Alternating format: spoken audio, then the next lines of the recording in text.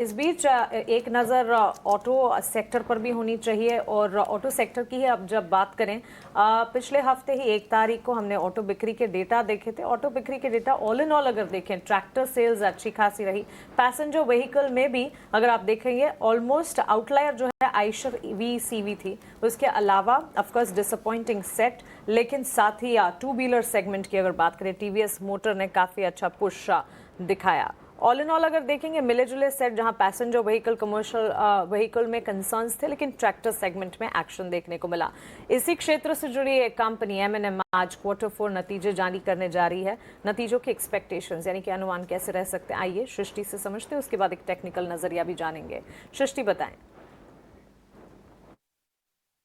M&M के इस बार नतीजों पे नजर डालें उससे पहले हम आपको बता दें कि इस बार वॉल्यूम्स किस तरीके से ग्रो होती हुई दिखी हैं। अगर इनके ऑटोमोटिव डिवीजन की बात करें तो वहां पर सेल्स बरकरार है। साल दर साल, तिमाही दर तिमाही यहाँ पर एक जंप ही देखने को मिला है। हालांकि ट्रैक्टर बिक्री साल दर साल 23% की बढ़त यहाँ पे जरूर दिखी है, पर 28% तिमाही दर तिमाही यहाँ पे गिरावट जरूर हुई है।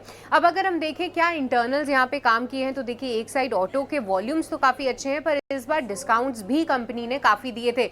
अब इनके मिक्स में ईवी का भी कंट्रीब्यूशन आ गया है, उसके चलते इनके नंबर्स पर इंपैक्ट पड़ेगा। वहीं ट्रैक्टर्स जो तिमाही दर तिमाही ग्रोथ यहाँ पे कम हुई है वॉल्यूम्स में, उसका भी एक इंपैक्ट रहेगा। अब आइए आपको बताते हैं कि नतीजों में आपको क्या फोकस में रखना है। सबसे पहले इनकी आय की बात करें तो वहां पर साल दर साल लगभग 20% बढ़त की हम उम्मीद कर रहे हैं। EBITDA लगभग 28% बढ़ सकता है, पर मार्जिन्स पे आप खास तौर से ध्यान रखिए, क्योंकि जो ऑटो के EBIT मार्जिन्स हैं उनमें थोड़ी गिरावट देखने को मिलेगी, वहां से शायद थोड़ा प्रेशर आ सकता है। पर कंसोलिडेटेड मार्जिन्स 14% पर हम आने की उम्मीद कर रहे हैं।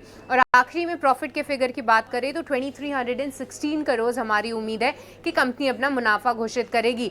तो M&M के नंबर्स, हालांकि तिमाही दर तिमाही थोड़ा सा यहाँ पे एक इम्पैक्ट जरूर दिखेगा, नंबर्स थोड़े कम हो सकते हैं, साल दर साल हल्की बढ़त रहेगी, पर मैनेजमेंट की कमेंट्री आगे चल के किस तरीके से वो आउटलुक देख रहे हैं, ईवी सेल्स का क्या आउटलुक है, और ग्लोबली जो टैरिफ को लेकर अनिश्चितताएं हैं उस पर M&M का क्या कहना है, इस पर हमारा खास फोकस रहेगा।